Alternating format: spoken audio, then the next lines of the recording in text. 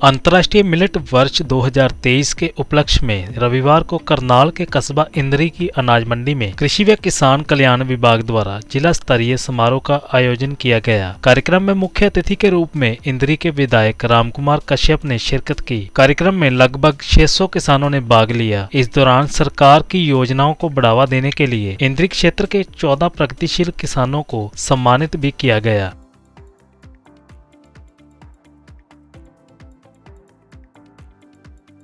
ये millet international year माना गया है, घोषणा की गई है। ये तो हमारे माननीय प्रधानमंत्री के प्रयासों से तो क्या है, मोटे अनाजों की जानकारी देने के लिए एग्रीकल्चर डिपार्टमेंट की तरफ से एक आज जिला स्तरीय प्रोग्राम किया गया। इसमें जो है काफ़ी संख्या में हमारे किसान भाइयों ने भाग लिया और में जितने भी साइंटिस्ट थे अलग अलग डिपार्टमेंट से, कोई पशुपालन से था, कोई एग्रीकल्चर थे, हॉर्टिकल्चर से था, तो उन्होंने मिलेट से था, तो उन्होंने अपनी किसानों को पूरी जानकारी दी। उन्होंने ये कहा भी मोटे अनाज हम मतलब उगा करके हम इससे क्या है अपने स्वास्थ्य को भी ठीक रख सकते हैं, हम जो पर्यावरण को भी सुरक्षित करने में अहम भूमिका निभा सकते हैं, क्योंकि मोटे अनाज हम पैदा करते हैं तो उसके लिए जो है उनको परवस्त होने के लिए कम पानी की जरूरत पड़ती है, उससे पर्यावरण भी इससे दूषित नहीं होता। इसलिए तो पानी की बचत होगी, पर्यावरण शुद्ध होगा, और जब उनको हम खाएंगे मोटे अनाजों को निश्चित तौर से हम उनको खा करके अस्वस्थ रह सकते हैं। आज के जो प्रोग्राम का ये उद्देश्य था, जानकारी देनी थी, जागरूक करना था किसानों को। और इस अवसर पर जो है इसको प्रबंधन को लेकर, जैसे पराली प्रबंधन है, उसके लिए कितनी योजना सरकार के लिए है उनके बारे में भी आज चर्चा हुई है।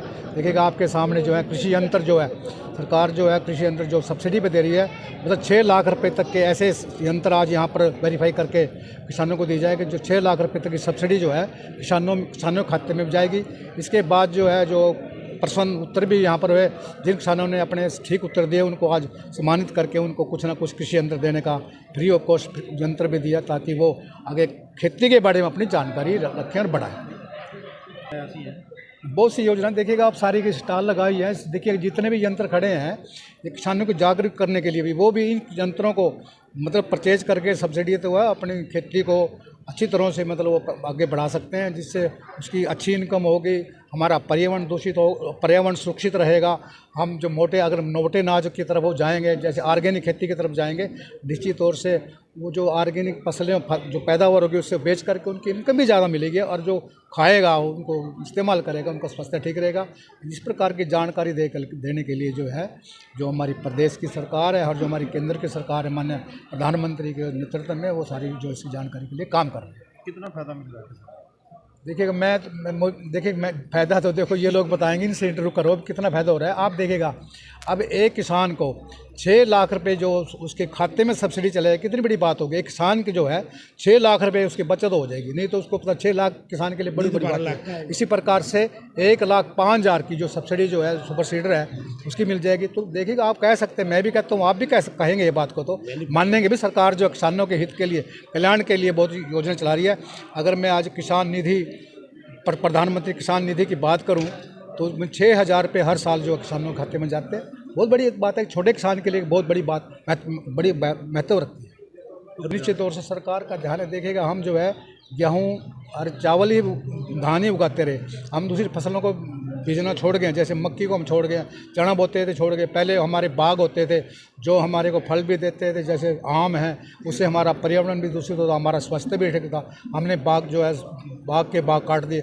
अब समय आ गया है कि हमने जिस प्रकार ध्यान देना होगा। सरकार जो है बागबानी के ऊपर अलग से डिपार्टमेंट बनाया हॉर्टिकल्चर से, तो वो बागबानी को बढ़ाने के लिए किसानों को जागरूक करता है। वहाँ पर भी इसी प्रकार से सब्सिडी दी जाती है, जो पौधे बागबानी के लगाते हैं, सब्जियों पे भी सब्सिडी दी जाती है। तो किसानों को इनकम बढ़े और वो मतलब डाइवर्सिफिकेशन फसलों को बोएं, तो निश्चित तौर से फिर इससे जनता को भी फायदा होगा, सरकार को फायदा होगा।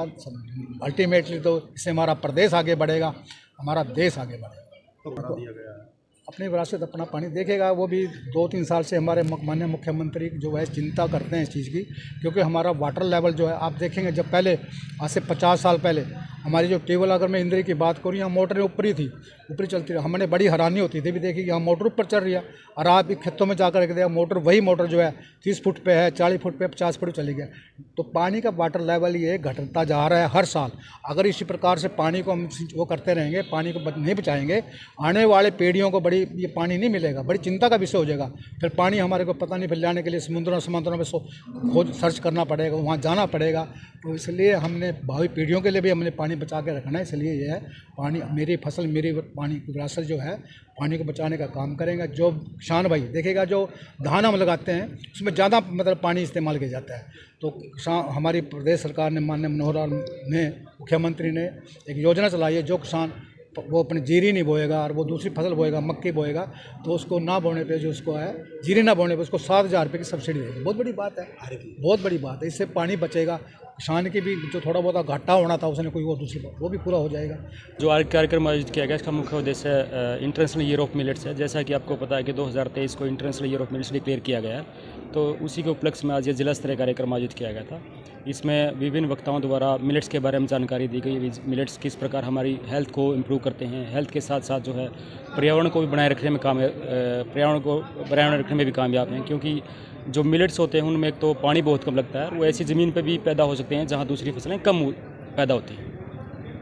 तो सर, क्योंकि पहले भी ये लोग मोटा अनाज तो उगाते थे लेकिन छोड़ चुके थे, अब दोबारा से प्रयास किए जा रहे हैं विभाग की तरफ? हाँ, 40-50 साल पहले हरियाणा में या देश भर में मोटा अनाज बहुत होता था, लेकिन अब क्योंकि आपको पता है कि जैसे गेहूं और धान के चक्कर में मोटा अनाज उगाना बंद कर दिया था, उसकी कंजप्शन भी कम हो गई थी। तो इसी चीज़ को प्रमोट करने के लिए आज ये जिला स्तर कार्यक्रम आयोजित किया गया था।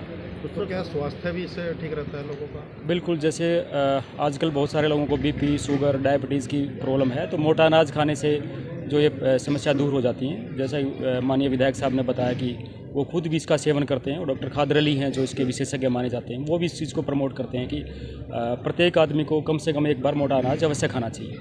तो विभाग की तरफ से किस प्रकार से जागरूक किया जा रहा है? विभाग की तरफ से आज मोटा अनाज के उपलक्ष्य में जिला स्तरीय कार्यक्रम आयोजित किया गया। इसमें किसानों को हमने जो बुकलेट उपलब्ध कराई गई, उसमें मोटा अनाज के बारे में सब कुछ, खान पान के बारे में, पोषक तत्वों के बारे में, बीमारियों के बारे में सब कुछ लिखा गया है। अच्छा, पराली प्रबंधन के लिए बहुत से प्रयास हुए हैं, प्रदूषण बहुत होता है, तो क्या योजना है सरकार की भी? पराली प्रबंधन सरकार की एक महत्वपूर्ण योजना है, जिसको हम क्रॉप रेजिड्यू मैनेजमेंट के नाम से भी जानते हैं। इसमें एक्स-सिटू स्टार मैनेजमेंट और इन-सिटू स्टार मैनेजमेंट 2 कंपोनेंट हैं। तो विभाग द्वारा और प्रशासन द्वारा मिलकर इसमें कार्यक्रम आयोजित किए गए, जिला स्तर के, खंड स्तर के, गांव स्तर के। इसमें किसानों को जागरूक किया गया कि पराली न जलाएं, और पराली न जलाने के एवज में जो किसानों को 1,000 रुपये प्रति एकड़ है, वो भी किसानों को जानकारी उपलब्ध कराई गई।